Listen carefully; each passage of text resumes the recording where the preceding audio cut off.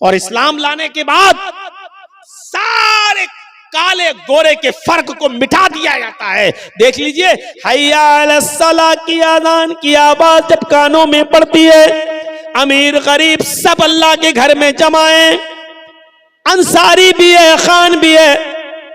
मस्जिद के बाहर अपने आप को बड़ा कहना, छोटा कहना, तू बड़ा मैं बड़ा, तू छोटा मैं छोटा, ये मस्जिद के बाहर कहना। मेरे घर में आए हो तो सब बराबर हो, खान भी हो, अंसारी भी हो, तेली भी हो, सो भी जिस बिरादरी के मानने वाले हो, सब लोग मेरे घर में एक हैं। कदम से कदम सबको मिलाना है, टखने से टखना सबको मिलाना है, कांधे से कांधा सबको मिलाना है। बहुत बड़ा अमीर आदमी हो, चाहे कितनी बड़ी दौलत हो, लेकिन इल्म नहीं है। एक गरीब आदमी का बच्चा आलिम कुरान है, आलिम है, हदीस है, पढ़ के आया है मदरसे से, बहुत गरीब है बच्चा, बेचारा उसका बाप ज़कात ले लेके खाता है और अपने बच्चों को खिलाता है। लेकिन अगर इल्म में माहिर और आगे है, मौलवी है, हाफिज है, तो वो मुसल्ले इमामत पे खड़ा होगा और बड़े से बड़ा अमीर उसके पीछे नमाज पढ़ेगा। ये मसावात का दर्स अगर किसी मजहब ने इज्तिमाई शक्ल में दिया है तो वो इस्लाम है। यही आजान की आवाज पार्लियामेंट में एमपी और एमएलए मुसलमानों के लिए भी है, और यही आजान की आवाज सड़कों पर भीख मांगने वाले भिखारियों के लिए भी है। दोनों एक ही वक्त में मस्जिद में आएंगे। अमीर के लिए कोई अलग वक्त और गरीब के लिए कोई अलग वक्त नहीं। अमीर के लिए कोई और मस्जिद नहीं और गरीब के लिए कोई और मस्जिद नहीं।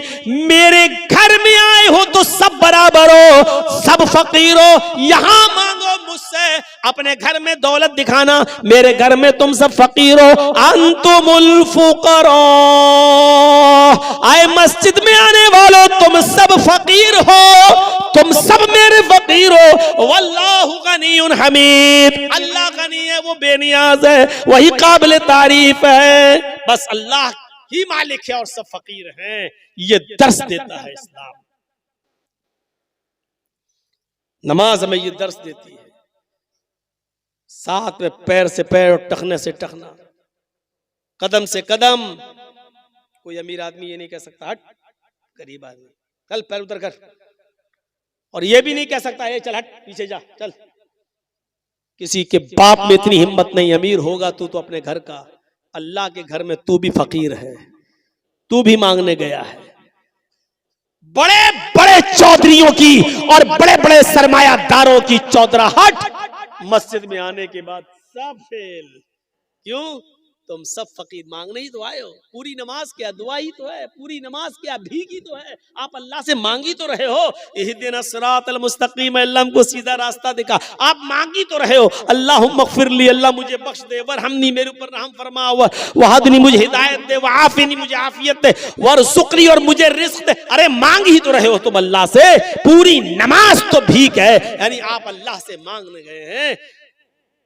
आप तो खुद साबित कर रहे हैं कि अल्लाह मालिक है और हम फकीर, और तुम किसी गरीब आदमी को भगाओगे। इसी मंजर को देखकर तो डॉक्टर अंबेडकर ने कहा था, ये देखिए अमीरी गरीबी के फर्क को मिटा दिया गया है, काले गोरे के फर्क को मिटा दिया गया है। यही तो इस्लाम है, यही तो दर्स दिया है मोहम्मद रसूलुल्लाह ने। इस्लाम यही दर्स। हजरत उमर फारूक पेशाब कर रहे हैं और उनका गुलाम कहता हुआ चीखता हुआ निकला, ये अमीरुल मोमिनीन, अमीरुल मोमिनीन, अमीरुल मोमिनीन। हजरत उमर फारूक को नहीं देख पाया वो, और अमीरुल मोमिनीन पेशाब कर रहे हैं, उनको गुस्सा आ रहा, कमीना अमीरुल मोमिनीन चिल्ला रहा, पता नहीं मैं पेशाब कर रहा हूं, ऐसे कैसे उठ जाऊंगा। जब इस्तंजा करके फारिग हुए तो उसको ए जरा जी देख नहीं रहे हो कि मैं पेशाब कर रहा था। अमीरुल मोमिनीन, एक थप्पड़ दिया उसके गाल पर। हाँ बोलो क्या बात। उसने अपनी कुछ बात बताई और कहा ठीक है अच्छा चलो हो जाएगा। उसके बाद जब जाने लगे, हजरत उमर फारूक इधर मुड़े, वो इधर मुड़ा। उनका गुलाम कहने लगा, अमीरुल मोमिनीन, आप मुझे जिस काम के लिए भेज रहे हैं मैं जा रहा हूं, लेकिन थोड़ी सी गुजारिश है। कहा जी बोलो। अभी अभी आपने मेरे गाल पर जो थप्पड़ मारा है, बस आपको मैं इतना कहना चाहता हूं कि थोड़ा सा अकेले में जाकर, अपने घर में तन्हाई में जाकर थोड़ी देर के लिए इतना सोच लेना कि ये थप्पड़ आपने जायज मारा है कि नाजायज मारा है। इतना एहसास कर लेना, कहीं आपने धोखे में और उजलत में, जल्दबाजी में तो मेरे गाल पे थप्पड़ नहीं मार दिया। मुझे तो अपनी कोई गलती नजर नहीं आ रही थी। हो सकता है कि आपको कोई गलती नजर आए। अगर कोई गलती नजर आ जाए तो मुझे भी बता देना। अमीरुल मोमिनीन ने कहा साफ साफ गलती है। जब तुम देख रहे हो कि मैं पेशाब कर रहा हूं, बैठा हूं इस्तंजे के लिए, फिर तुम अमीरुल मोमिनीन चिल्ला रहे हो। कोई आदमी पेशाब छोड़कर कैसे आ जाएगा? उस आदमी ने जवाब दिया, गुलाम ने, अमीरुल मोमिनीन, अल्लाह की कसम खाकर कहता हूं, उसकी इज्जत व जलाल की कसम खाकर कहता हूं, मुझे नहीं मालूम था कि आप पेशाब कर रहे हैं बैठे हुए हैं।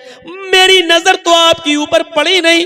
मैं रोजाना आपके दरवाजे पर खड़े होकर अमीरुल मोमिनीन कहता था। आज भी मैंने कह दिया, ये सोच करके आप अंदर होंगे तो बाहर निकल आएंगे। मैंने घर के दरवाजे पर खड़े होकर अमीरुल मोमिनीन चिल्लाया। मैंने मुड़ के नहीं देखा कि आप इधर नाली के किनारे पर बैठकर पेशाब कर रहे हैं। मैंने मेरी नजर आपके ऊपर नहीं पड़ी, और इस बात को मैं अल्लाह की कसम खाकर बता सकता हूं, कह सकता हूं।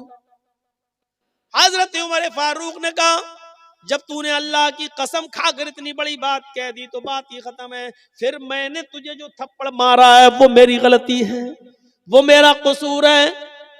आए मेरे खादिम, तुम भी ये गाल हाजिर है, और तुम भी ये जोरदार थप्पड़, जितनी जोर से मैंने तुम्हें मारा है उतनी जोर से थप्पड़ तुम मेरे गाल पर मार लो।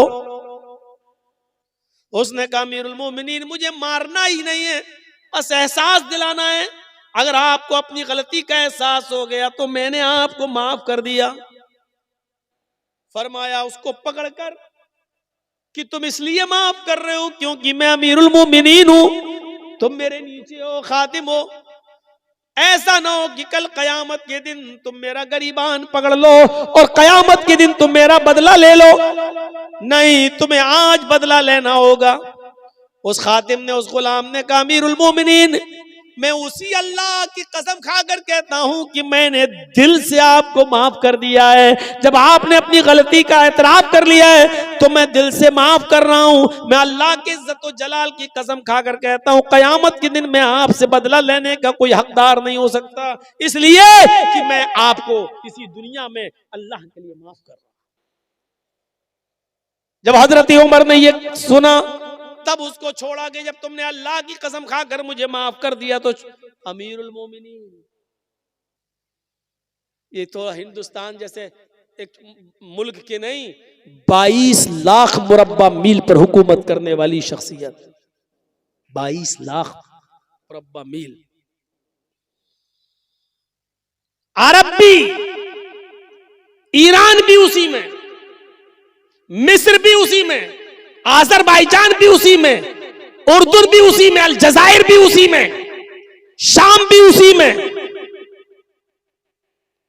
गौर कीजिए, इतनी सारे के सारे जो आज अलग अलग मुल्क बन गए हैं, इतनी बड़ी बस्ती के अकेले 22 लाख मुरब्बा मील पर हुकूमत करने वाली शख्सियत, और अपने आप को बदले के लिए पेश कर रही है, मुझे भी मारो। क्यों? क्योंकि इस्लाम लाने के बाद अमीर और गरीब का कोई फर्क नहीं।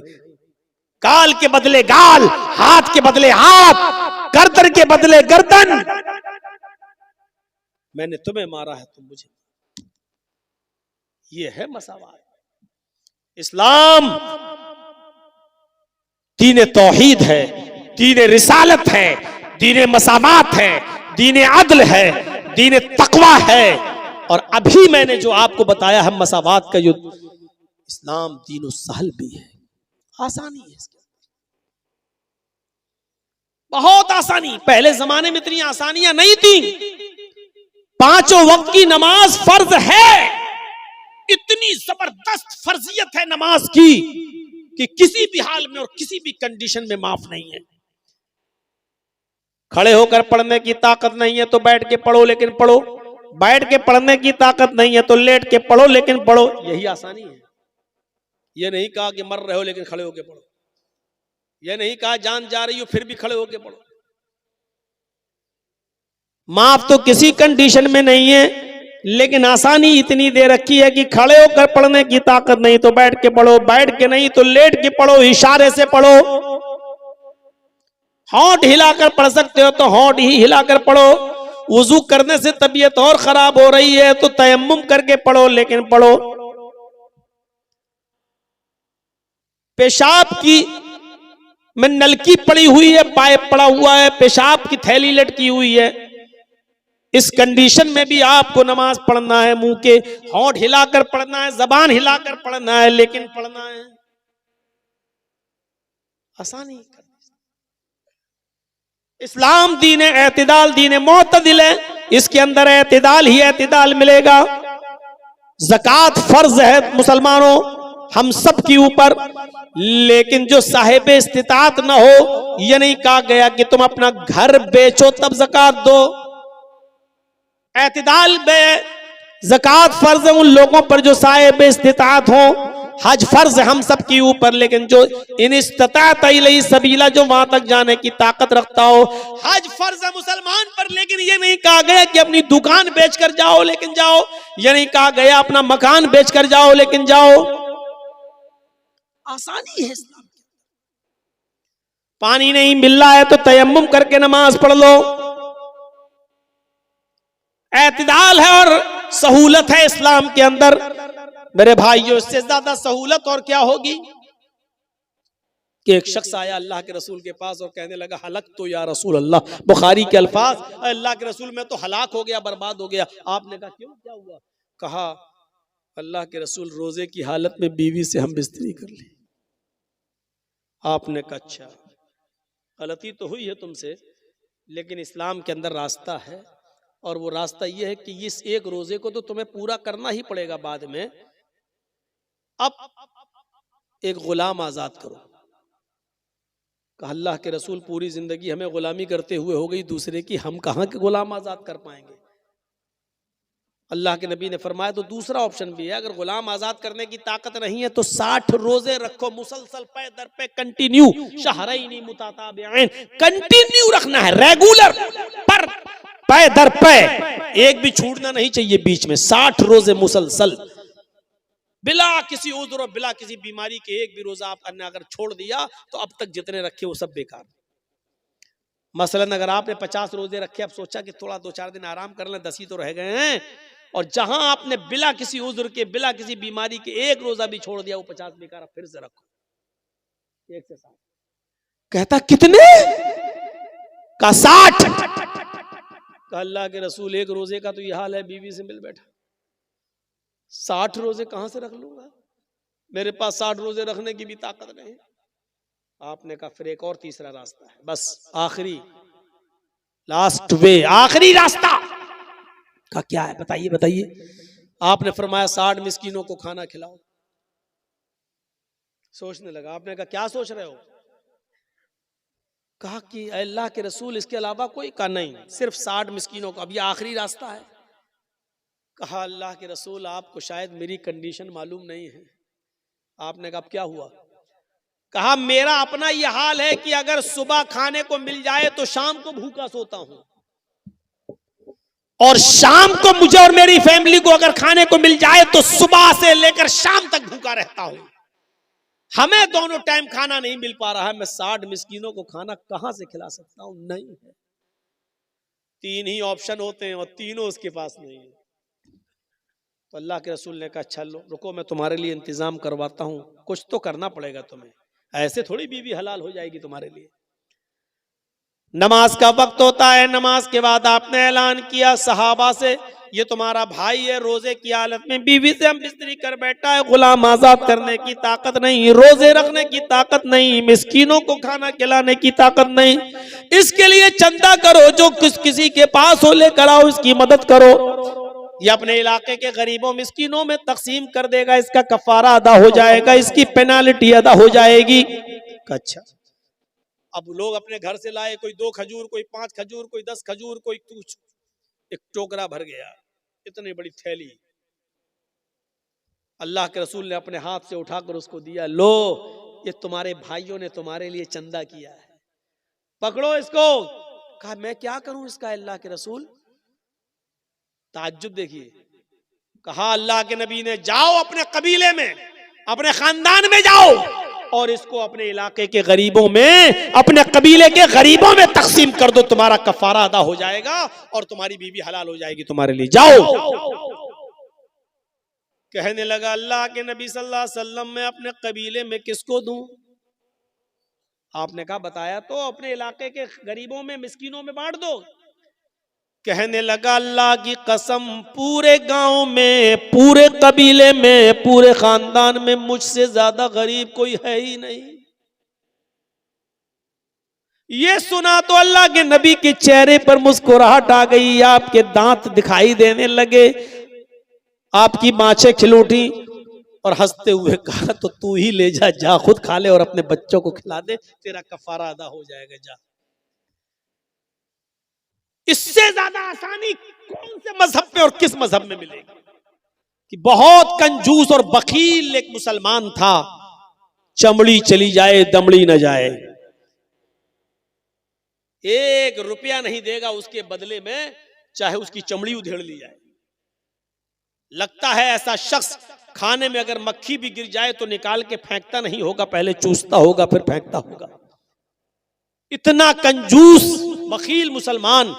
जब नानक जी को पता चला, ये गुरु ग्रंथ में लिखा है उनकी किताब में, जब उनको पता चला है तो गुरु नानक उसके पास एक सुई लेकर गए, वो सुई जो कपड़ा सिलते हैं जिससे हम लोग, एक छोटी सी सुई उसके पास लेकर गए और गुरु नानक ने उस मुसलमान आदमी से कहा कि मेरे भाई मैं ये छोटी सी सुई लेकर आया हूं। उसने बड़ी इज्जत की उस गुरु नानक की और कहा ये बैठिए। उसने नाश्ता पानी चाय जो भी उस दौर में चलता था उसने खिलाया पिलाया और इस गुरु नानक ने चलते वक्त उस मुसलमान को सुई दी और सुई देकर कहा ये आज रख लीजिए, मैं आपके पास अमानत के तौर पे रख रहा हूं, ये सुई आज रख लेना अपने पास संभाल कर, और मैं जा रहा हूं। तुम्हारे धर्म में तुम्हारा अकीदा ये कि एक दिन इंसान मरेगा, फिर दोबारा उसको उठाया जाएगा, कयामत के दिन उसका हिसाब किताब होगा। मुसलमान ने कहा जी हाँ। फरमाया बस इस सुई को तुम अभी रख लो, अपने बेटों को भी नसीहत कर दो कि जब तुम मरो तो ये सुई भी तुम्हारे साथ तुम्हारी कब्र तक पहुंचा दें। कल कयामत के दिन जब उठो और जब अल्लाह तुम्हारा हिसाब किताब ले तो ये सुई मुझे कल कयामत के दिन दे देना। वो मुसलमान कहने लगा आपका दिमाग तो नहीं खराब है? भला ये सुई लेकर कोई ऊपर जाएगा है? तो गुरु नानक ने यही बात उसकी पकड़ ली। गुरु ग्रंथ में लिखा है कि गुरु नानक ने उस मुसलमान से कहा कि जब एक छोटी सी और मामूली सी सुई तुम ऊपर नहीं ले जा सकते तो इतनी बड़ी दौलत, इतना बड़ा कारोबार, इतनी बड़ी फैक्ट्री, इतने बड़े मकानात और जमीन और जायदाद के तुम मालिक हो, फिर भी तुम्हारे दरवाजे के पास मोहताज और फकीर मायूस होकर मजबूर होकर लौट जाता है, तुम उसको एक दिरहम नहीं, एक दीनार नहीं, 1 रुपया तक नहीं देते हो, तुम एक फूटी कौड़ी नहीं देते हो, उसको भगा देते हो, तो क्या ये सारी की सारी चीजें अपनी छाती पर रख कर ले जाओगे? उस मुसलमान पर बड़े बड़े मुल्ला मौलवियों का असर न पड़ा, लेकिन गुरु नानक की इस बात का इतना असर पड़ा कि गुरु नानक लिखते, गुरु ग्रंथ में लिखा है कि उस मुसलमान ने गुरु नानक की बात मानकर अपनी जमीनों जायदाद सदका और खैरात कर दी, अपना मालो दौलत तकसीम कर दिया, सब गरीबों और मिस्कीनों में लुटा दिया। गुरु नानक ये मिसाल मुसलमान की देकर अपने सिख भाइयों को बताना चाहते थे कि देखो एक मुसलमान हमारी बात इतनी मानता है, तुम सिख बिरादरी के होकर हमारी बात नहीं मानते हो। मैं बताना ये चाहता हूं कि सिखों ने भी उस महान पुरुष को, उस गुरु नानक को भगवान का दर्जा दे दिया, इंसान नहीं रहने दिया। गौतम बुद्ध को बुद्ध भगवान, गुरु नानक को नानक भगवान। जैनियों में चले जाओ तो उन्होंने महावीर जी को भी महावीर भगवान का दर्जा दे दिया। हिंदू भाइयों में आ जाओ, कृष्ण जी और रामचंद्र जी को भी भगवान का दर्जा दे दिया गया। ईसाइयों में चले जाओ, ईसा अलैहिस्सलाम को सन ऑफ गॉड, अल्लाह का बेटा कह दिया गया। मुझे बताओ दुनिया में ऐसा कौन सा मजहब बाकी है जहां उन्होंने अपने यहां आने वाले महान पुरुष को पुरुष और इंसान ही रहने दिया हो, सिवाय इस्लाम के। इस्लाम वो मजहब है जो अपने दरमियान आए हुए पैगंबर जनाब मोहम्मद रसूलुल्लाह को इंसान मानता है, भगवान खुदा का दर्जा नहीं देता है।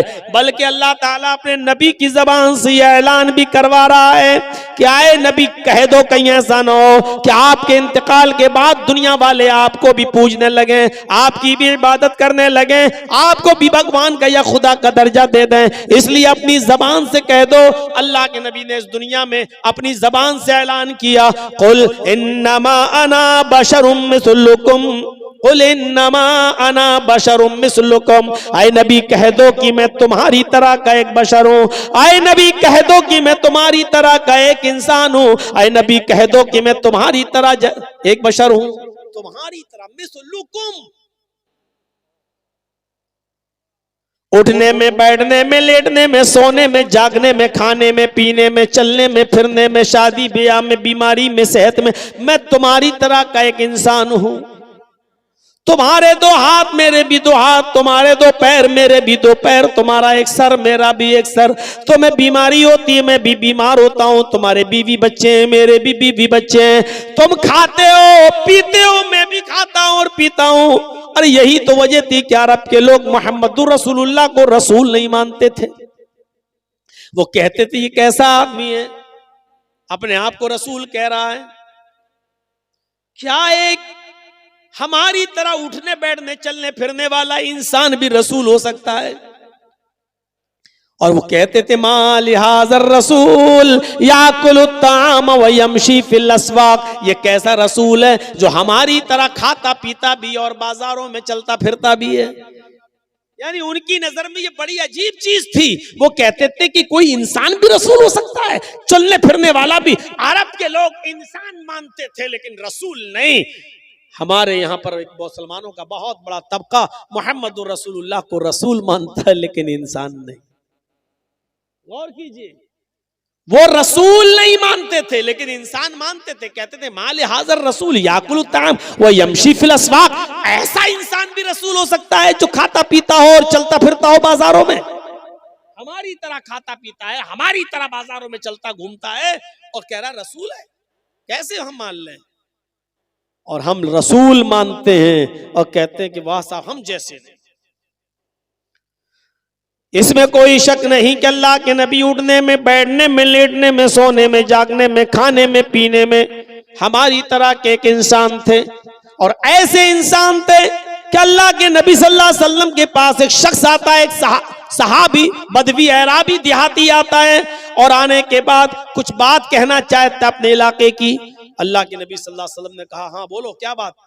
वो आया और कुछ कहना चाह रहा है, अल्लाह के रसूल, और कांपने लगा, थर्राने लगा। अल्लाह के नबी ने कहा बोलो क्या बात है, क्यों डर रहे हो, बोलो। कहा कि वो मैं अपने इलाके के लिए, फिर कांपने लगा। अल्लाह के रसूल अपनी जगह से उठे और उस देहाती के पास, उस अराबी के पास गए और जाने के बाद उसके दोनों कांधों को पकड़ा, ऐसे दोनों कांधों को पकड़ा और कहा ला तखफ, डरो नहीं, क्यों डर रहे हो। और आगे जो जुमले कहे वो देखिए, इन्नी लस्तु बी मलिक, मैं बादशाह नहीं हूं। क्यों डर रहे हो, मैं बादशाह नहीं हूं। मेरे सामने तुम कुछ बात कहना चाहते हो कहो। इन्नी लस्तु बी मलिक, मैं बादशाह नहीं हूं। अब उसने सोचा हाँ ये तो सही कह रहे हैं, मैं बादशाह नहीं हूं। और उसका डर उसके दिल से निकालने के लिए आपने कहा अनबनु इमरातिन ताकुलुल कदीद, बोलो जो बोलना हो, मैं बादशाह नहीं हूं, डरो मत। मैं भी एक ऐसी औरत का बेटा हूं, मुझे भी ऐसी मां ने पैदा किया है, मैं भी एक ऐसी औरत के पेट से बाहर आया हूं जो गोश्त के सूखे टुकड़े खाती थी। अनबनु इमरातिन ताकुलुल कदीद, मैं भी ऐसी मां का बेटा हूं जो गोश्त के सूखे टुकड़े खाती थी। कदीद अरब के अंदर क्या करते थे, ऊंट का गोश्त, जैसे ऊंट को नहर किया, 2 किलो 4 किलो 5 किलो का बड़ा टुकड़ा उसका काटा और उसको साल्ट लगाकर, नमक वगैरह लगाकर उसको धूप में खुश्क कर लिया जाता था, धूप में उसको सुखा लिया जाता था और फिर जरूरत जब पड़ती थी तो उसी में से थोड़ा थोड़ा काट कर जरूरत के वक्त पका लिया करते थे और खा लिया करते थे, और बाकी टुकड़ा रखा रहता था। फिर कभी जरूरत पड़ी 1 हफ्ते बाद फिर थोड़ा सा काटा, फिर पकाया और खाया। इस गोश्त को कदीद कहते हैं अरबी जबान में। तो अल्लाह के नबी ने क्या फरमाया, आना बनो इमरातिन ताकुलुल कदीद, क्यों डरते हो मुझसे, मैं भी ऐसी मां का बेटा हूं जो गोश्त के सूखे टुकड़े खाती थी। यानी ताजा गोश्त भी जिसको खाने को नहीं मिलता था, कभी 4-5 किलो का टुकड़ा साल्ट नमक वगैरह लगा के धूप में सुखा लिया और जरूरत पड़ी तो उसी में से काट के पका लिया। ये गोश्त का टुकड़ा 2-2, 3-3, 4-4, 5-5 महीने चला करता था। गोश्त के सूखे टुकड़े खाने वाली औरत का बेटा हूं मैं। उसके बाद उस देहाती का डर निकला नबी अकरम सल्लल्लाहु अलैहि वसल्लम के ताल्लुक से, और फिर उसने अपनी बात अल्लाह के रसूल के सामने रखी। मैं बताना ये चाहता हूं कि लोगों ने तसव्वुर क्या दिया है अपने अपने महान पुरुषों के बारे में। किसी ने बुद्ध भगवान, किसी ने नानक भगवान, किसी ने महावीर भगवान, किसी ने कृष्ण भगवान, किसी ने राम भगवान, किसी ने सन ऑफ गॉड ईसा को अल्लाह का बेटा, किसी ने कुछ किसी ने कुछ। लेकिन इस्लाम ने तसव्वुर यही दिया कि मुहम्मदुर रसूलुल्लाह भगवान नहीं थे, खुदा नहीं थे, अल्लाह नहीं थे, बल्कि वो एक ऐसी मां के बेटे थे जो गोश्त के सूखे टुकड़े खाती थी। यहां से हम अंदाजा लगाएं कि खुसूसियत क्या है इस्लाम की। इतनी सादगी कोई पेश करेगा? अल्लाह के नबी सल्लल्लाहु अलैहि वसल्लम ने भी कभी अपनी जबान से ऐसे जुमले अदा नहीं किए, न करवाए, बल्कि आपको लोगों को यह सिखाने में अच्छा लगता था कि ला इलाहा इल्लल्लाह मुहम्मदुर रसूलुल्लाह, मुहम्मदुर रसूलुल्लाह के अलावा आप ये कहलवाया करते थे कि ये कहो अशहदु अन्ना मुहम्मदन अब्दुहु व रसूलुहु। इसमें अब्दियत का इकरार भी है और रिसालत का इकरार भी है। इस बात का इकरार करो और गवाही दो कि अल्लाह के अलावा कोई माबूद नहीं, और इस बात की भी गवाही दो कि मोहम्मद अब्दुहु अल्लाह के बंदे हैं और उसके रसूल हैं। इस बात का इकरार करो कि पहले बंदे हैं और बाद में रसूल हैं। तो मेरे भाइयों, ये इस्लाम ने तालीम दी है और शिक्षा दी है। जब आपने यहूद और नसारा को देखा, जब आपने यहूद और नसारा को देखा कि वो अपने अपने नबियों की कब्रों को सजदा कर रहे हैं, तो आपको बड़ा मलाल हुआ। कुछ लोग हियरा बस्ती है एक मुल्क शाम के अंदर, कुछ लोग कुछ हियरा बस्ती से आए मुसलमान, वहां उन्होंने उस बस्ती के अंदर शाम में देखा कि वहां के यहूदी और ईसाई अपने अपने आलिमों को और अपने अपने बुजुर्गों को सजदा कर रहे हैं। तो ये लोग अल्लाह के नबी के पास जब मदीने आए तो अल्लाह के रसूल से कहने लगे, आए अल्लाह के नबी सल्लल्लाहु अलैहि वसल्लम, मैंने हीरा बस्ती के अंदर शाम के इलाके में यहूदी और ईसाइयों को देखा है कि वो अपने अपने नबियों को और अपने अपने बुजुर्गों को सजदा कर रहे हैं, तो क्या मैं आपको सजदा ना करूं? फिर उन्होंने एक और सवाल कर दिया, अय अल्लाह के नबी, जब आप इंतकाल फरमा जाएं, जब आप इस दुनिया से रुखसत हो जाएं और आपको कब्र में दफन कर दिया जाए, अल्फाज देखिए हदीस के, फरमाया अल्लाह के नबी सल्लल्लाहु अलैहि वसल्लम ने, क्या उन लोगों ने पूछा क्या मैं आपको सजदा ना करूं? जब यहूद और नसारा अपने अपने बुजुर्गों को, उलमा को सजदा कर रहे हैं, तो आप तो ज्यादा हकदार हैं, मैं आपको सजदा ना करूं? तो अल्लाह के नबी ने क्या कहा उनसे, लौ मररता बिकबरी अन अतसजुदु लहू, लौ मररता बिकबरी अतसजुदु लहू, क्या कल मेरे इंतकाल के बाद तुम मेरी कब्र के पास से गुजरोगे तो क्या तुम उसको सजदा करोगे? वो क्या कह रहे हैं, अय अल्लाह के रसूल, मैंने देखा है कि लोग अपने अपने उलमा को सजदा कर रहे हैं, यहूद और नसारा अपने अपने बुजुर्गों को सजदा कर रहे हैं, तो क्या मैं आपको सजदा ना करूं? वो जिंदगी में इजाजत मांग रहे हैं साहबा, क्या मैं आपको सजदा ना करूं? और आप जिंदगी में तो छोड़ो, आप उनसे सवाल कर रहे हैं, लऊ मररत बिक़ब्री तस्जुदु लहू, क्या तुम मेरी कब्र के पास से गुजरोगे तो सजदा करोगे?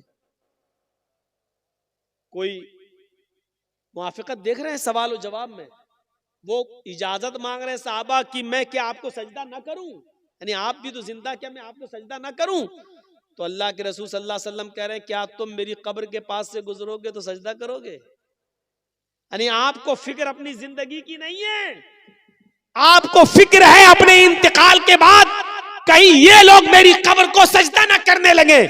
जिंदगी में तो मैं इनको रोक लूंगा, अभी मैं बहयात हूं, मैं इनको मना कर दूंगा, मैं इनको रोक लूंगा, अभी तो मेरे पास ताकत है रोकने की, अभी मैं मना कर दूंगा, नहीं मुझे सजदा बिल्कुल मत करो। तो जिंदगी में तो मैं रोकने की ताकत रखता हूं, तो आपको फिक्र हुई कहीं मेरे इंतकाल के बाद ये सजदा ना करने लगे मेरी कब्र पर। तो आपने क्या कहा? लऊ मररत बिक़ब्री अतस्जुदु लहू, कल तुम मेरी कब्र के पास से गुजरोगे तो सजदा करोगे? उन्होंने कहा ला, नहीं अल्लाह के रसूल, नहीं, कब्र के पास से गुजरूंगा तो सजदा नहीं करूंगा। आपने कहा फला तफअलू, ऐसा करना भी नहीं।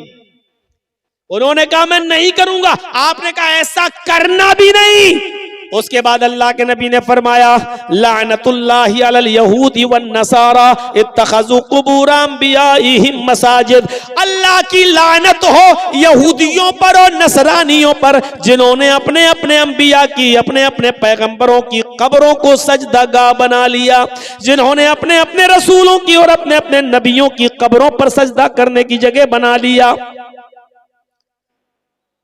साहिब अर्रहीक़ुल मख्तूम मौलाना सफ़ीउर रहमान साहब मुबारकपुरी रहमतुल्लाह अलैह की किताब पढ़िए, माया नाज़ तसनीफ़ अर्रहीक़ुल मख्तूम।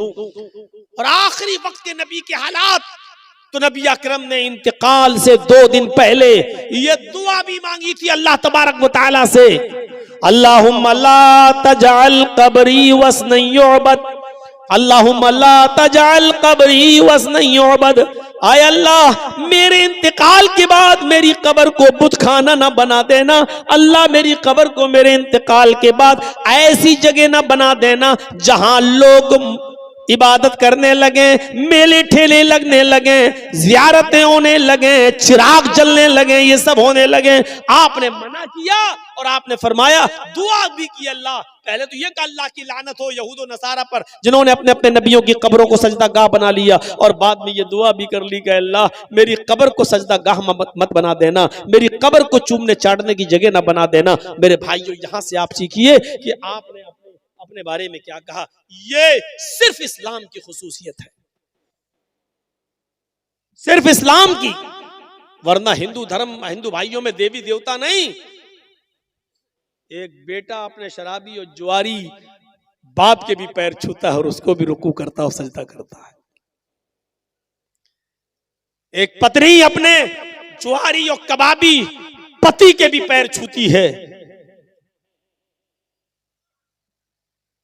इस्लाम के तसव्वुर को समझने की कोशिश करो तो इस्लाम तौहीद, दीन तौहीद भी है, दीन रिसालत भी है, रिसालत का सही तसव्वुर पेश करता है।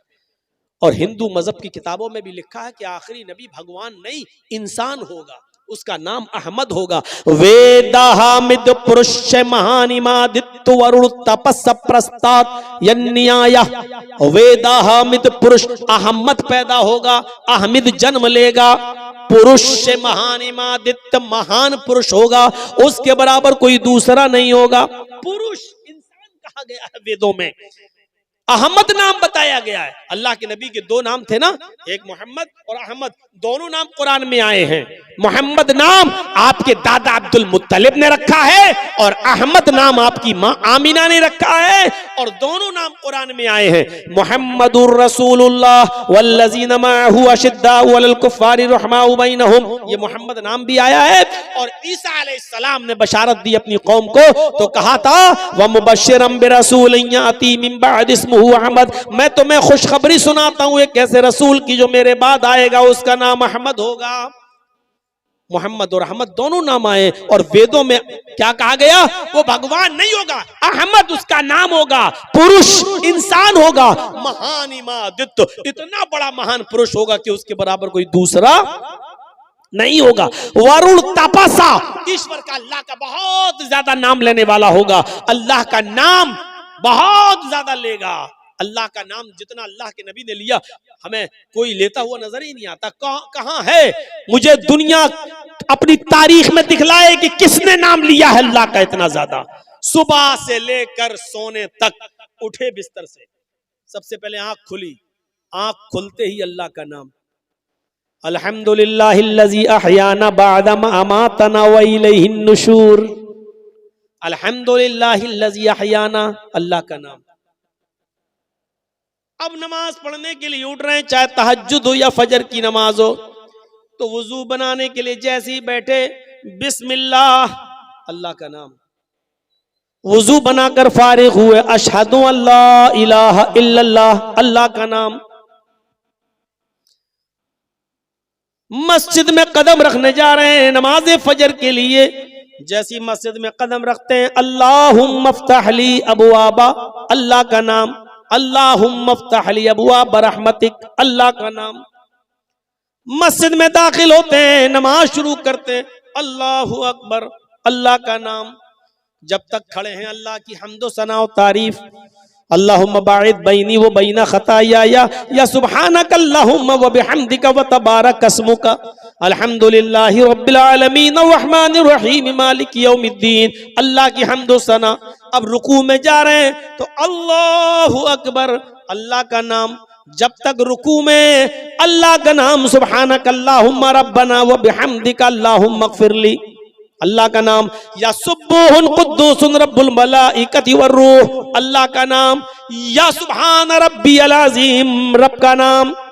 रुकू से उठ रहे हैं तो समी अल्लाहु लिमन हमिदा, अल्लाह का नाम। सजदे में जा रहे हैं तो अल्लाहु अकबर, अल्लाह का नाम। जब तक सजदे में है अल्लाह का नाम।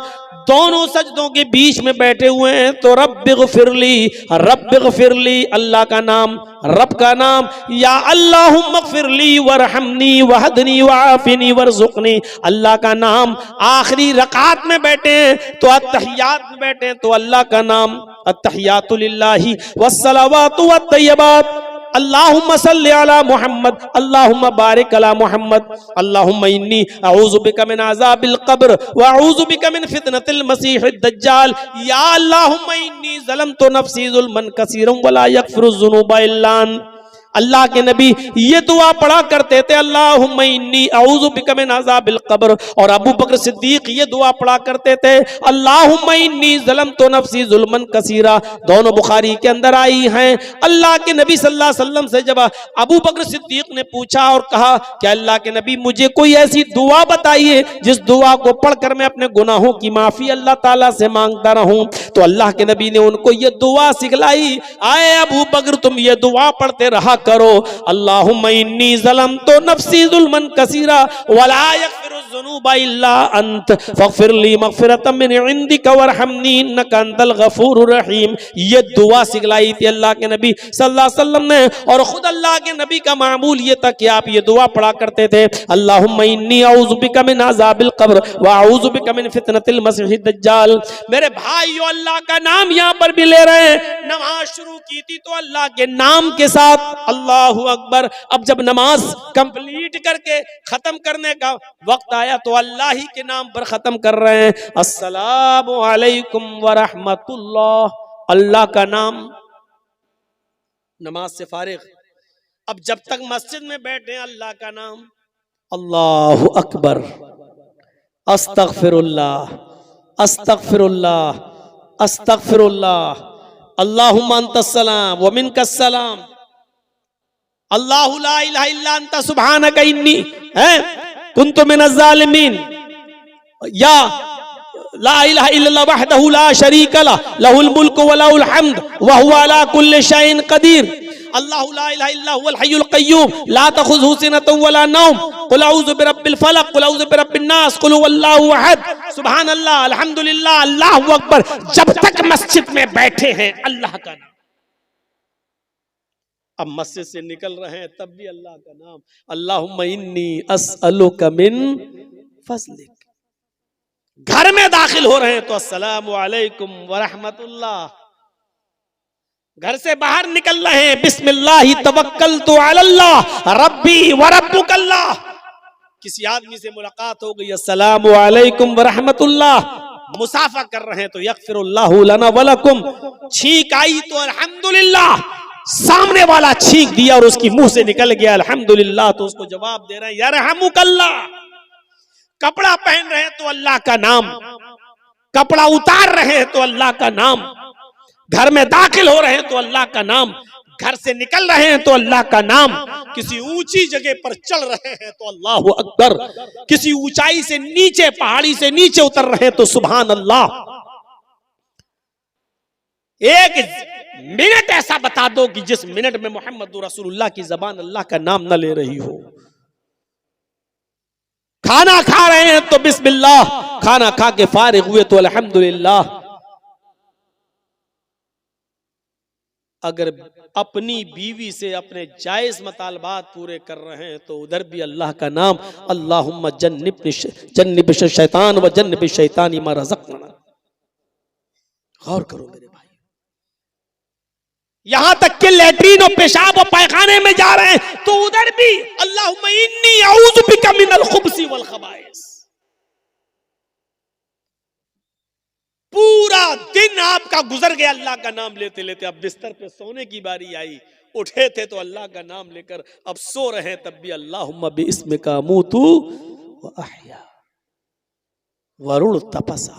अल्लाह का बहुत नाम लेगा, अल्लाह का इतना नाम लिया है तो सिर्फ जनाब मोहम्मद रसूलुल्लाह सल्लल्लाहु अलैहि वसल्लम ने। तो इस्लाम की खुसूसियत क्या है कि ये दीन तौहीद भी है, दीन रिसालत भी है, दीन मसावात, बराबरी का सबसे बड़ा अलंबरदार, मसावात का सबसे बड़ा अलंबरदार। आज भी सेकुलर की बातें होती हैं, लेकिन आज भी किसी मंदिर के अंदर किसी हरिजन की एंट्री आज भी नहीं होती। आज भी कोई ऊंची कौम का आदमी किसी नीची कौम जात की बिरादरी के आदमी के साथ एक थाली में नहीं खा सकता है। आज भी ब्राह्मण और हरिजन दोनों एक साथ मिलकर किसी मंदिर में पूजा नहीं कर सकते। डॉक्टर अंबेडकर ने यही सब चीजें तो देखी थी, तो उन्होंने छोड़ दिया था हिंदू धर्म और कहा था कि मैं इस्लाम कबूल कर रहा हूं। लेकिन महात्मा गांधी ने कह दिया कौन सा इस्लाम? हनफी, शाफई, मालिकी, हम्बली, शिया, सुन्नी, बरेलवी, कादियानी, चकलालवी, रिजवी, अहले हदीस। ये क्या, उन्होंने इतने नाम गिना दिए। उन्होंने कहा ओफो, कुरान पढ़ा तो समझ में आ गया, मैं इस्लाम लाने के लिए तैयार। अब इतने मसलक तुमने बता दिए, अब इनमें से कौन अच्छा है? सबको पढ़ना पड़ेगा हमें। अगर एक साल भी सबको पढ़ा तो 72 साल लग जाएंगे 72 फिरकों को पढ़ने में। इतनी तो मेरी जिंदगी भी नहीं रह गई। गौर कीजिए, कुरान पढ़ा तो समझ में आ गया। और जब महात्मा गांधी ने उनके सामने हनफी, शाफी, मालिकी, हम्बली, चकलालवी, कादियानी, शिया, सुन्नी, बरेलवी, ये वहाबी, ये सब रखा तो उनका दिमाग चकरा गया। उन्होंने कहा मैं इस्लाम भी छोड़ रहा हूं, अब मैं बौद्ध धर्म कबूल कर रहा हूं। फिर वो बुद्धिस्ट बन गए अपने 20,000 अनुयायियों के साथ। हम यहूदियों से ये नहीं बता पाए कि जो मूसा अलैहिस्सलाम का पैगाम है वही हमारी दावत है। हम ईसाइयों को, क्रिश्चियन बिरादरी को ये नहीं बता पाए कि जो ईसाइयों की तालीम है, जो ईसा अलैहिस्सलाम लेकर आए वही हमारे नबी मोहम्मद रसूलुल्लाह। हम कहां तुम्हें कोई नया दीन दे रहे हैं। हम हिंदू भाइयों को ये नहीं बता पाए कि जो दीन तुम्हारे कृष्ण जी ने और रामचंद्र जी ने तुम्हें दिया है, मनु ने तुम्हें दिया है, मोहम्मद रसूलुल्लाह सल्लल्लाहु अलैहि वसल्लम उसी दीन को लेकर आए। इसीलिए आप देख लीजिए, कुरान की पहली आयत मैंने आपके सामने पढ़ी है, जिससे ये साबित हो गया कि इस्लाम कोई नया दीन नहीं है। अब दूसरी आयत जो मैं पढ़ने जा रहा हूं उससे ये पता चलेगा कि दुनिया में जितने भी नबी आए और जिनको किताब दी गई उन सब का कलमा भी एक था। जब दीन एक था तो कलमा भी एक था। और अल्लाह तबारक व तआला ने नबी अकरम की जबान से अनाउंसमेंट करवाया, ऐलान करवाया, क़ुल या अहलल किताबी तालौ इला कलिमतिन सवाइम बैनना व बैनकुम अल्ला नअबुदा इल्लल्लाह। कितनी साफ और सरी तालीम। आए नबी कह दो कि आए अहले किताब, आए किताब वालों, आए वो लोगों जिनको इस्लामी किताबें दी गई, आसमानी किताबें दी गई, आए तौरात वालों, आए जबूर वालों, आए इंजील वालों, तालौ इला कलिमतिन सवाइम बैनना व बैनकुम, आओ एक ऐसे कलमे की तरफ, सवाइम बैनना व बैनकुम, जो हमारे और तुम्हारे दरमियान बराबर है, जो हमारे और तुम्हारे दरमियान समान है, जो तुम्हारा भी कलमा और हमारा भी कलमा है। इस कलमे को देखिए। नूह अलैहिस्सलातु वस्सलाम जब इस दुनिया में आए तो कलमा पढ़ा जाता था, ला इलाहा इल्लल्लाह नूह रसूलुल्लाह। मूसा अलैहिस्सलाम इस दुनिया में आए तो कलमा पढ़ा जाता था, ला इलाहा इल्लल्लाह मूसा रसूलुल्लाह। ईसा अलैहिस्सलाम इस दुनिया में आए तो कलमा पढ़ा जाता है, ला इलाहा इल्लल्लाह ईसा रसूलुल्लाह। और जब मुहम्मदुर रसूलुल्लाह इस दुनिया में आए तो अब कलमा पढ़ा जाता है, ला इलाहा इल्लल्लाह मुहम्मदुर रसूलुल्लाह। ये कलमा सबके यहां रहा।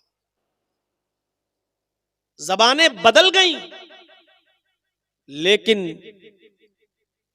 जो टेक्स्ट बुक हैं, जो धार्मिक और मजहबी किताबें, उनमें ये कलमे आज भी मौजूद हैं। ये अलग बात है कि ला इलाहा इल्लल्लाह अरबी जबान में ऐसे न हो, लेकिन उनकी अपनी भाषा में हो और तर्जमा यही। नूह के पहला मंत्र नहीं बदला जा रहा है, पहला जुज़ नहीं बदला गया। नूह के जमाने में भी ला इलाहा इल्लल्लाह, मूसा के जमाने में भी ला इलाहा इल्लल्लाह, ईसा के जमाने में भी ला इलाहा इल्लल्लाह, और मोहम्मद रसूलुल्लाह के पीरियड में आपके जमाने में भी ला इलाहा इल्लल्लाह। वो नबी के एतबार से दूसरा जुज़ बदलता गया, कभी नूह रसूलुल्लाह, कभी मूसा रसूलुल्लाह, कभी ईसा, जिस जमाने में जो रसूल आया दूसरा जुज़ बदला गया, लेकिन ला इलाहा इल्लल्लाह में चेंजिंग नहीं हुई। ला इलाहा इल्लल्लाह में कभी तब्दीली नहीं हुई। अब ला इलाहा इल्लल्लाह भले ही इस अंदाज में ओल्ड टेस्टामेंट में यहूदियों की किताब में न लिखा हो तौरात में, लेकिन यह लिखा हुआ है, गॉड इज ओनली वन, कि अल्लाह एक है।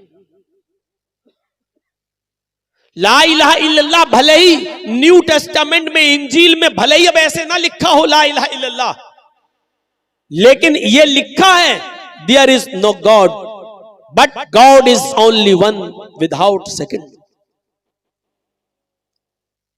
कि कोई खुदा नहीं, but God is only one, एक है, सिर्फ एक, विदाउट सेकंड, दूसरे को शरीक नहीं किया जा सकता है दूसरे के अलावा।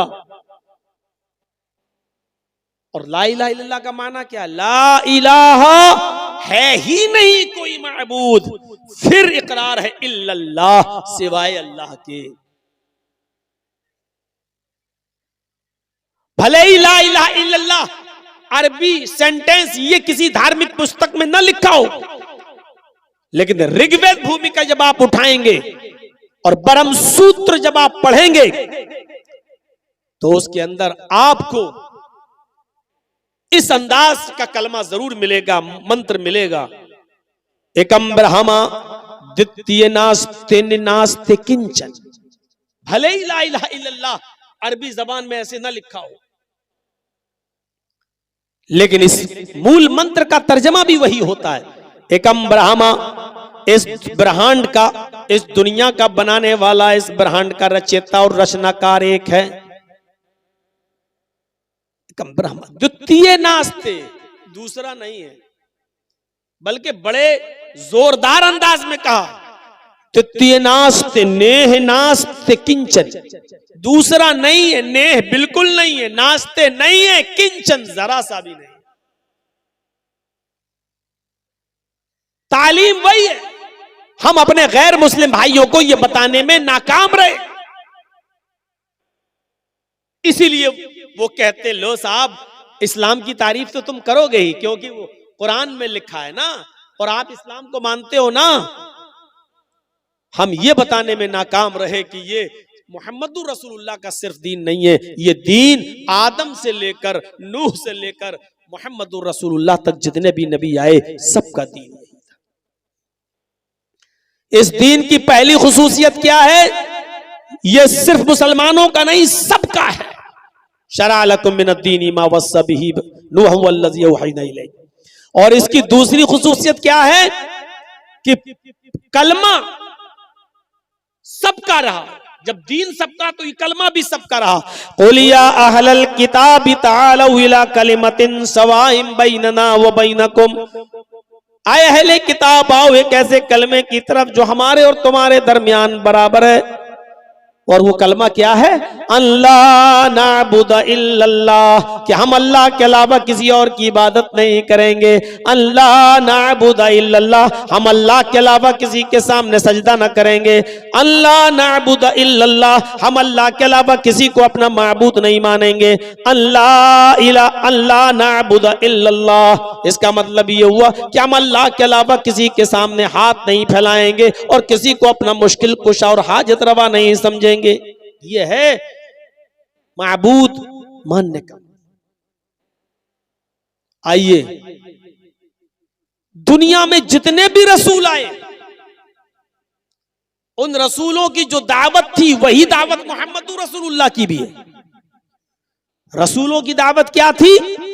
कुरान की तीसरी आयत में आपके सामने पढ़ रहा हूं और इससे मतलब अखज़ कीजिएगा। वलक़द बअसना फी कुल्लि उम्मतिन रसूलन अन अअबुदुल्लाह वज्तनिबुत तागूत, हमने हर उम्मत के अंदर एक रसूल भेजा। देखिए अल्लाह ने कितने जोरदार अंदाज में कहा है, हर उम्मत के अंदर एक रसूल भेजा, हर कौम के अंदर एक रसूल आया, हर बिरादरी के अंदर एक नबी आया। वलक़द बअसना फी कुल्लि उम्मतिन रसूलन, हमने हर उम्मत के अंदर एक रसूल भेजा। उस रसूल की दावत क्या थी? अनअबुदुल्लाह, एक अल्लाह की इबादत करना। अनअबुदुल्लाह, एक अल्लाह के सामने सर झुकाना। अनअबुदुल्लाह, एक अल्लाह की परिस्तिश करना, एक अल्लाह की इबादत करना। वज्तनिबुत तागूत, और तागूत की इबादत से, तागूत की पूजा से बचना। तागूत किसको कहते हैं?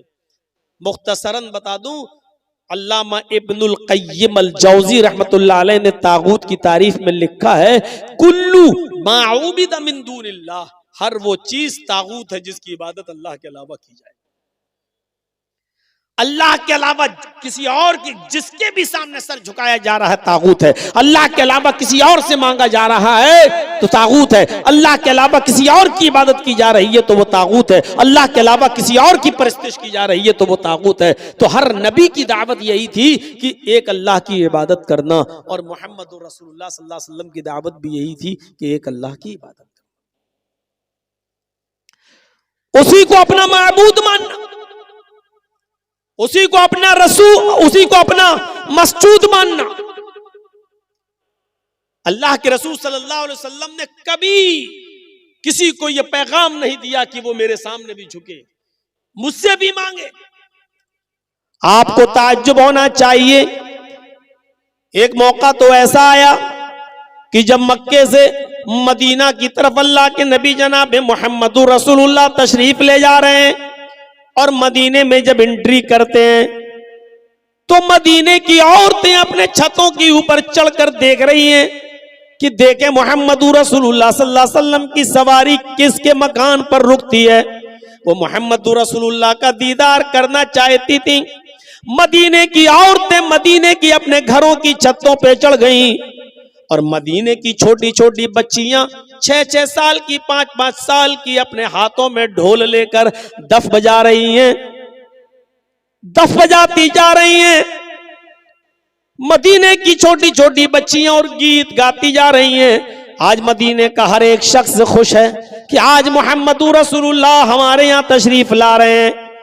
जब नबी अकरम की सवारी मदीने में एंट्री करती है, मदीने की औरतें छतों पे चढ़ के ये मंजर देख रही हैं कि देखें आज मोहम्मदुर रसूलुल्लाह की सवारी किसके यहाँ रुकेगी। और छोटी छोटी बच्चियां गीत गा रही हैं और उन गीत में अल्फाज उनके ये जबान से अदा हो रहे हैं। तलाल बद्रु अलैना मिन सनय्यातिल वदाई, तलाल बद्रु अलैना मिन सनय्यातिल वदाई, वजब शुक्र अलैना मा दआ लिल्लाहि दाई। ये अल्फाज उनकी जबानों से अदा हो रहे हैं, उनकी जबान से ये जुमले निकल रहे हैं।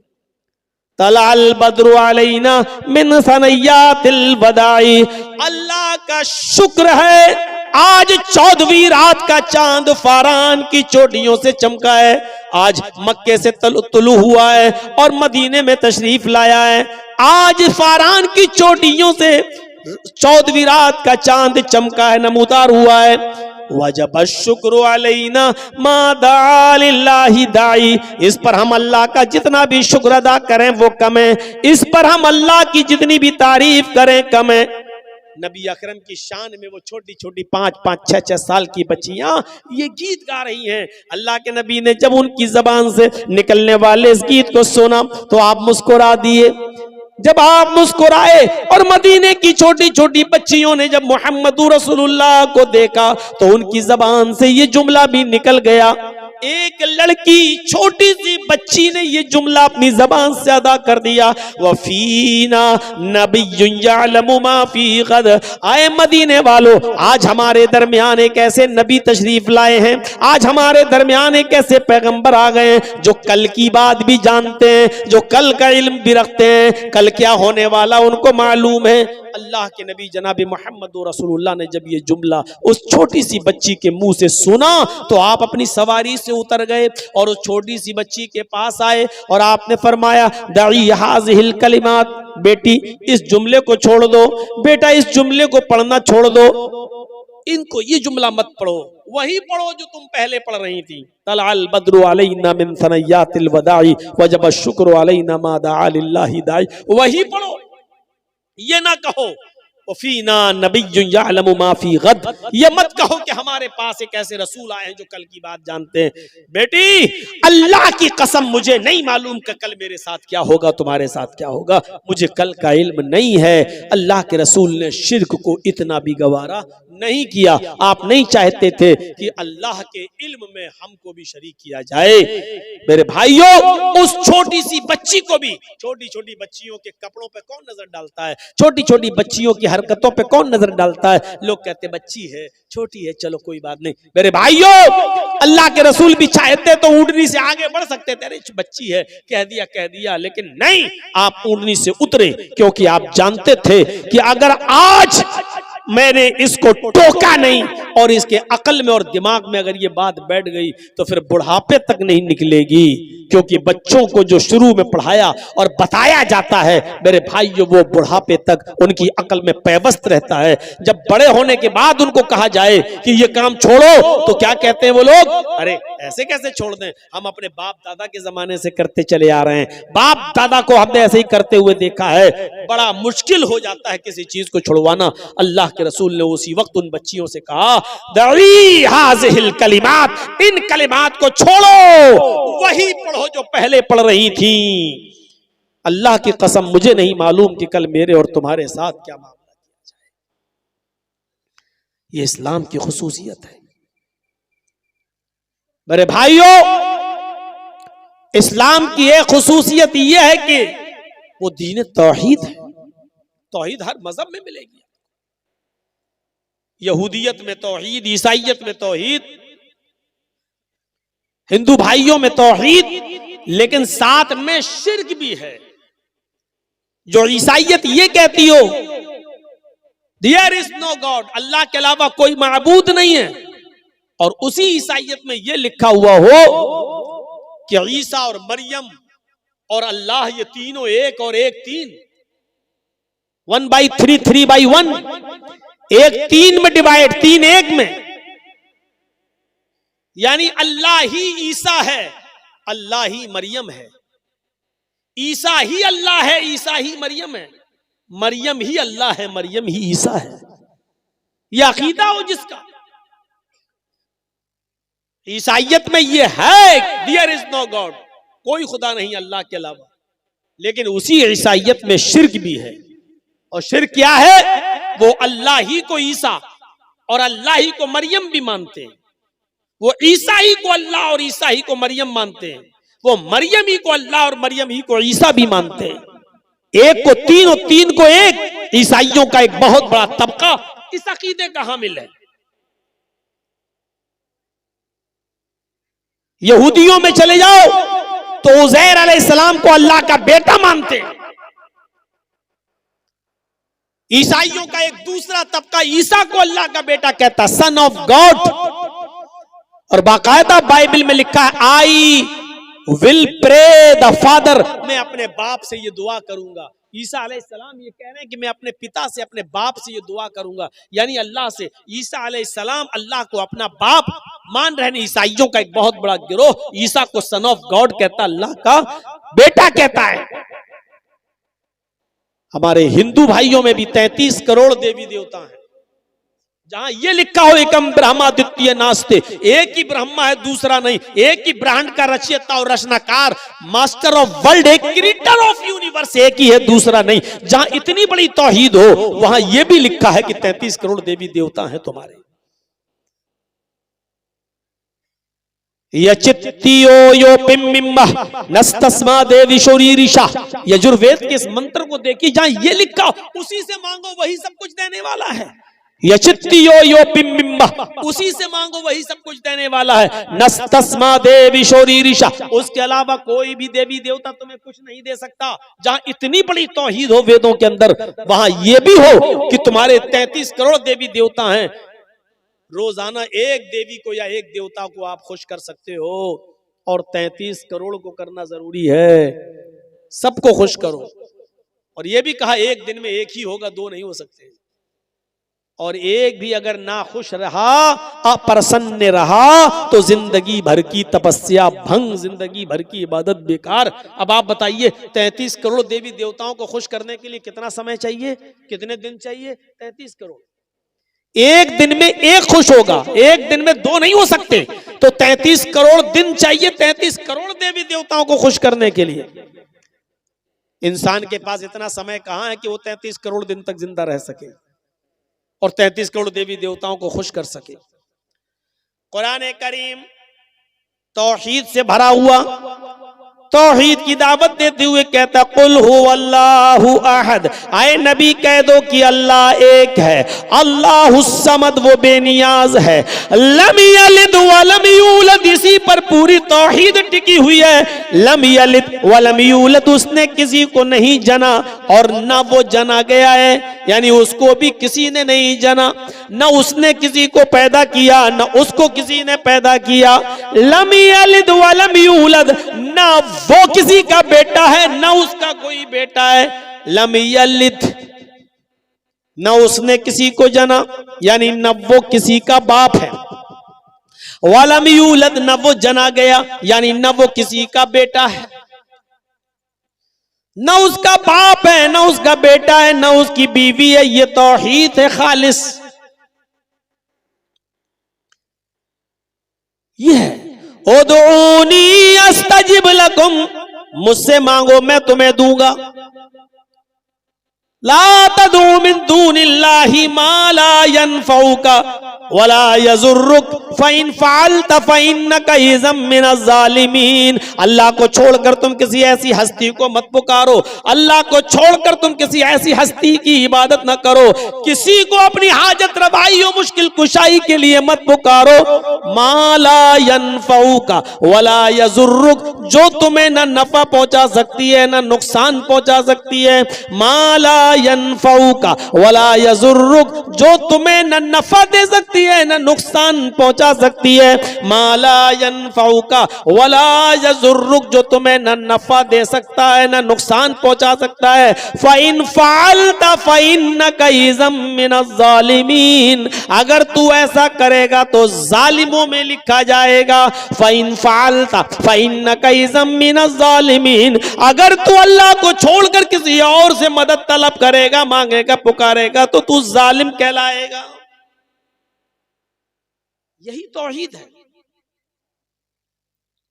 इस्लाम की खुसूसियत यह है कि ये दीने तौहीद है। दूसरी खुसूसियत यह है कि रिसालत का सही तसव्वुर इस्लाम ने पेश किया है।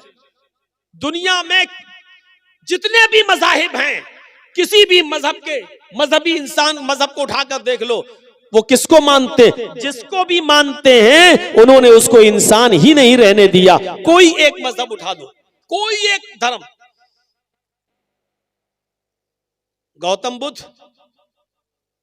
गौतम बुद्ध के मानने वालों ने, आप चले जाइए नेपाल लुम्बिनी में, मैं गया हूं, गौतम बुद्ध का मंदिर, मुझे जब मेरा प्रोग्राम था लोग मुझे घुमाने के लिए ले गए, मुझे दिखाया, गौतम बुद्ध में के मूर्ति के नीचे लिखा हुआ है बुद्ध भगवान।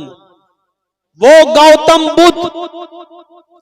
गौतम जो अपने सच्चाई की तलाश में निकले, अपनी बीवी को छोड़ा, अपने बेटे राहुल को छोड़ा और सच्चाई की तलाश में जंगलों में निकल गए, लकड़ियां चबा चबा कर जंगल में घूमते रहे और अपनी परवरिश करते रहे और सच्चाई की तलाश में रहे। जो एक इंसान थे, लेकिन उनके मानने वालों ने इंसानियत के दर्जे से उनको निकाल कर भगवान का दर्जा दे दिया। और आज गौतम बुद्ध के मंदिर पर आप देखेंगे लिखा होगा बुद्ध भगवान। बहुत दूर मत जाइए, दिल्ली चले जाइए, सिखों के गुरुद्वारे में चले जाइए, आप चांदनी चौक पर जहां गुरु नानक जी की मूर्ति बनी हुई है, आप अंदर जाएंगे तो आपके सर पे वो लोग रुमाल रख देंगे, कुछ कपड़ा रख देंगे और कहेंगे कि अब जाइए आप। कोई भी जा सकता है वहां, लेकिन उनके जो कानून है उसको फॉलो करना पड़ेगा। सर पे कुछ कपड़ा अपना रख के, रुमाल वगैरह रख के आप जा सकते हैं। मैंने देखा है मेरे भाइयों, आज भी गुरु नानक की मूर्ति पर लिखा है नानक भगवान।